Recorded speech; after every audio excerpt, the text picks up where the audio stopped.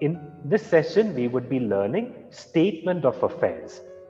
Now, we saw that there are three steps that you will have to carry out if you would like to summarize transactions in a single entry system, a firm which uses single entry system. And the very first step to this is the summarization of transactions. Okay, so this is the very first step that you carry out as a part of the summarization of these transactions. You will have to prepare the statement of affairs. So now, statement of affairs, this statement is based on the accounting equation. When we studied first chapter, we discussed the accounting equation. We saw that accounting equation is the cornerstone of a subject, and according to the accounting equation, asset is equal to liability plus capital. We already know that. In fact, when we learned the preparation of balance sheet, we were validating the accounting equation. So when you prepare the statement of affairs, you are again validating the accounting equation in a firm which is based on single entry system. So statement of affairs which is prepared as a part of your single entry system, it is based on the accounting equation. And here, what happens is it is used for estimating the capital amount. Why do we prepare the statement of affairs? Statement of affairs is prepared in order to estimate the capital amount. You're preparing this in order to understand what is your capital. Then, in statement of affairs, what happens is there are two separate statements. Okay, so what can happen is you can prepare this statement of affairs. You will end up preparing it for two different time intervals. So the first time interval for which you are preparing is at the beginning of the time frame for which you are preparing the statement of affairs. So you're doing this in order to estimate the opening capital. Then the next interval with which you will be preparing your statement of affairs is at the end. So at end of your time period, or the end of your time reference. So this you're preparing in order to understand the closing capital. Okay, you're estimating this, you're preparing in order to understand what is your closing capital. Then, so instead of preparing two separate statements, there is a workaround. We can prepare what is called as combined statement of affairs. So remember the first step. As a part of the first step, you will have to go about with the first step. You will have to prepare two separate statements. The first statement you will have to prepare at the beginning of the time interval. The second statement you will have to prepare at the end of the time interval. At the beginning, you're preparing in order to know the opening capital. At the end, you're preparing in order to know the closing capital.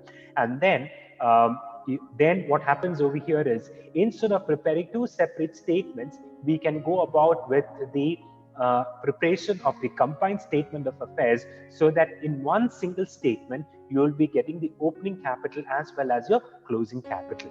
Okay, so this is how we go about with respect to the preparation of statement of affairs. Now we will be discussing the format.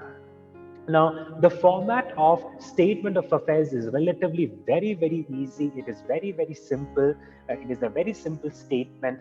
What happens over here is, on the left side, you have all the liabilities placed. On the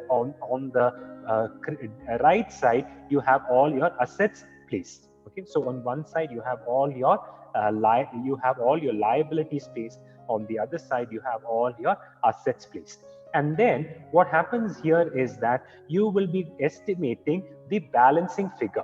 Now, the balancing figure would be your capital. So remember, accounting equation tells you liability plus capital is equal to assets. So that is exactly what we are doing over here.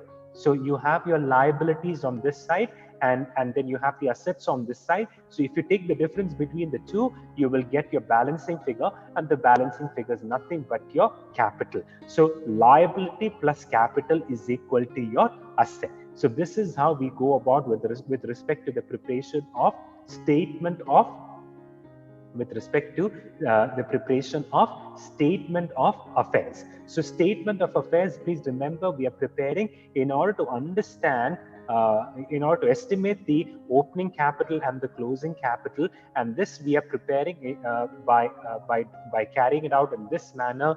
We will be preparing, we will be considering the assets on one side, the liabilities on the other side, and the balancing figure between the two is what will be giving you your capital amount. So remember, as a part of the first step, we will have to carry out this activity twice. We will have to prepare for the beginning, and then we will have to prepare for the end.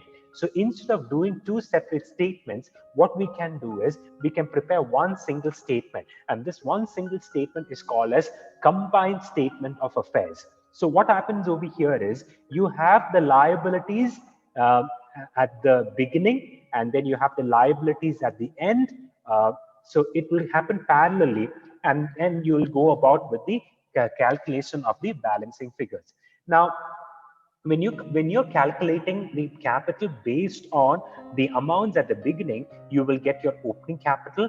When you're calculating your capital at the end of your time period, you will be getting your closing capital. So this is how we will be going about with respect to the preparation of combined statement of affairs. So please remember, combined statement of affairs is prepared in order for you to understand the relationship between liabilities and assets, and then in turn you want to find out how much is your capital amount. So this is how we go about with respect to the statement of affairs with respect to single entry system. So please remember, this is a very first statement that we will be preparing as a part of your summarization in your single entry system questions.